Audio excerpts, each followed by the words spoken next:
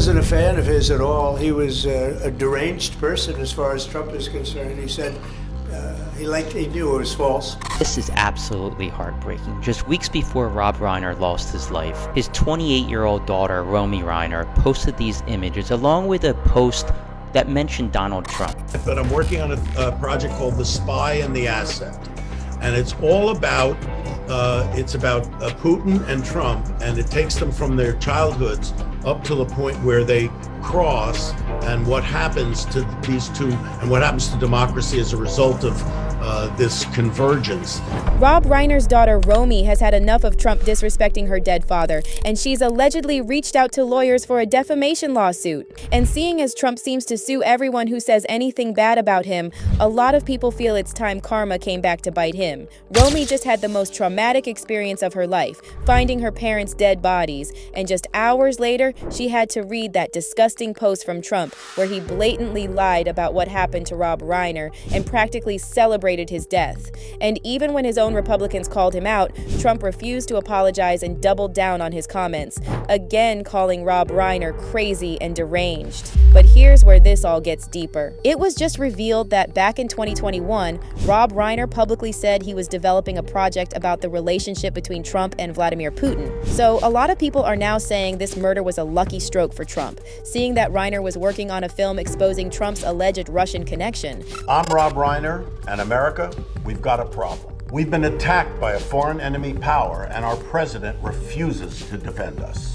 So there are reports circulating that Trump could be facing a massive defamation lawsuit from Rob Reiner's family, and insiders are saying that Reiner's daughter, Romy, was devastated by Trump's shocking comments about her dad, which he shared just hours after Rob and his wife, Michelle, were brutally unalived by their own son, Nick. Sources close to the family claim that Romy is determined to hold Trump accountable for publicly disrespecting her late parents, and this defamation lawsuit might just be the beginning, because we're also hearing that Romy wants to finish her dad's project about Trump and Putin. But let me give you some context on how this whole thing escalated.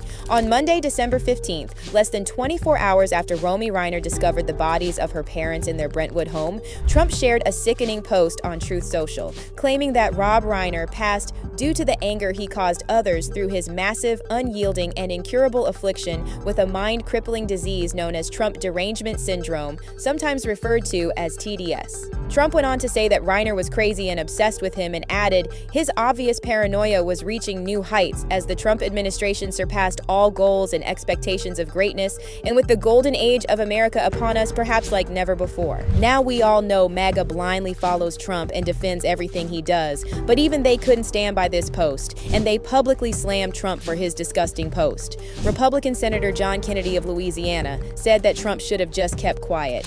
I think President Trump should have said nothing.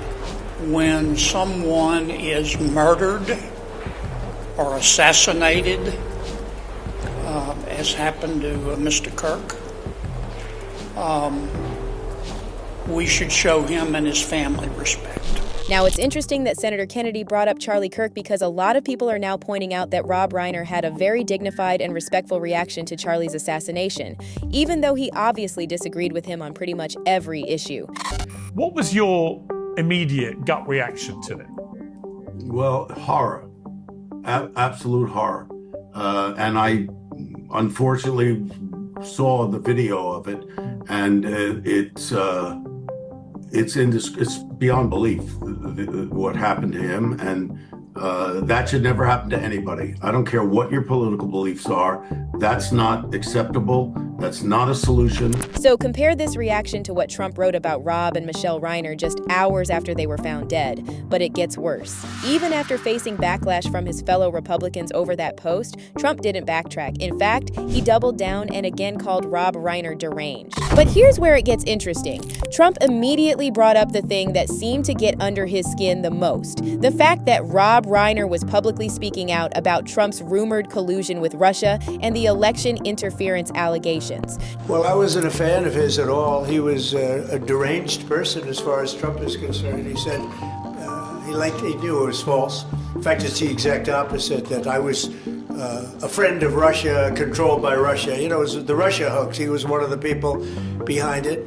I think he hurt himself in career-wise. He became like a deranged person, Trump derangement syndrome. So I was not a fan of Rob Reiner at all in any way, shape, or form. I thought he was very bad for our country. Yeah. Now, first of all, why is Trump referring to himself in the third person? He was a deranged person as far as Trump is concerned. But that's not even the worst part. We have to talk about this Russia connection, because a lot of people are now speculating that this has something to do with a project Reiner was working on about Trump and Putin. So back in 2021, Reiner said in an interview on the Dean Obeidallah show that he was working on a 10 to 13 episode TV project about the relationship between Trump and Putin and how this relationship led to the destruction of democracy. I'm working on a project, and I'll tell you, and I haven't told anybody about it. Okay, here we go. But I'm working on a project, and I haven't got the go-ahead yet, but I'm working on a project called The Spy and the Asset. And it's all about Putin and Trump, and it takes them from their childhoods up to the point where they cross, and what happens to these two, and what happens to democracy as a result of this convergence. You know, it would be 10 to 13 episodes, a whole, to really look at their lives and how they intersected eventually. Now you already know the internet has some interesting theories about this. People are now saying they're side-eyeing the whole incident, and some are even speculating that the murder of Rob and Michelle Reiner was a hit from the higher-ups. Now let's be clear, there's no evidence for this, it's all online speculation. Every high-profile murder case becomes the breeding ground for endless conspiracy theories, and this situation is no different. But here's the thing. A lot of people are saying that at this point, nothing coming from the people at the top should shock us anymore. So now some people online are starting to dissect that post Trump shared about Rob Reiner. And they're saying that Trump's message wasn't just an insult. They believe he was bragging that Reiner was taken out for speaking out against him. Someone on X wrote, "I think people are missing something important here. A critic of Trump is murdered. Trump immediately jumps to the conclusion that his supporters were behind the murder. He's tacitly admitting he has the power to put people's lives in danger by stirring up hatred against them." And someone else added, "I saw that too." He is strongly implying that someone angry at Reiner because of his TDS killed him. Does he maybe know something we don't? At the very least, he's trying to whip up violence against other prominent critics or intimidate them into silence. And then some people are even pushing the theory that Rob Reiner's son, Nick, is a scapegoat and comparing him to Charlie Kirk's alleged shooter, Tyler Robinson. Now again, this is all just internet talk, and there's no evidence whatsoever that Nick Reiner is a scapegoat. In fact, Nick has already been charged with his parents' murder, and if he's convicted on all counts, he faces life without parole or the death penalty, which was reinstated in California in 1977. Today I'm here to announce that our office will be filing charges against Nick Reiner, who is accused of killing his parents, actor-director Rob Reiner, and photographer-producer Michelle Singer Reiner. These charges will be 2 counts of first-degree murder with a special circumstance of multiple murders. He also faces a special allegation that he personally used a dangerous and deadly weapon, that being a knife. These charges carry a maximum sentence of life in prison without the possibility of parole or the death penalty. Now, on the other hand, it's important to say this. Charges don't equal evidence. Evidence is something that will get presented in court once a trial begins.